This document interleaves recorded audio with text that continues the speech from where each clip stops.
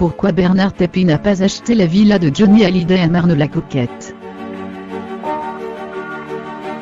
Johnny Hallyday est décédé dans la nuit du 5 au 6 décembre dans sa résidence de la Savannah, à Marne-la-Coquette dans les Hauts-de-Seine. Le rocker a pourtant, par le passé, voulu se séparer de cette demeure.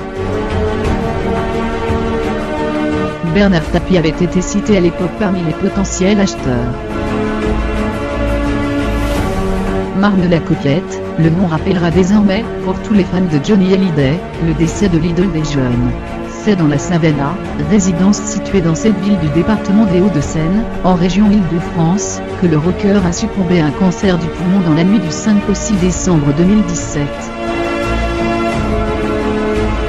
L'artiste et son épouse Laetitia Hallyday ont pourtant voulu vendre cette demeure, achetée en 2005, pour plus de 25 millions d'euros. Le couple a finalement renoncé, faute d'acheteurs et d'ash, certainement à cause du prix trop élevé de la mise en vente, rapporte le site d'information Les Inrocks.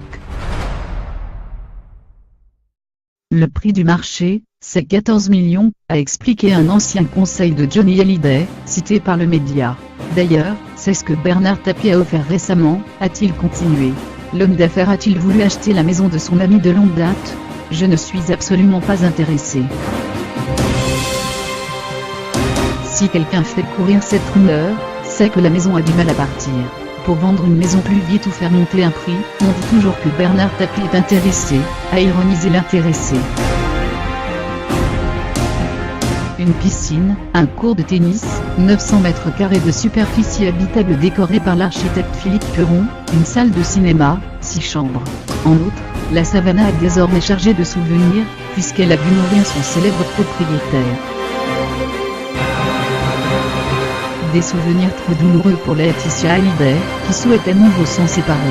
La veuve de Johnny Hallyday et ses 2 filles, Jade et Joie, devraient en effet s'installer à Los Angeles, dans leur demeure de Pacific Palisades.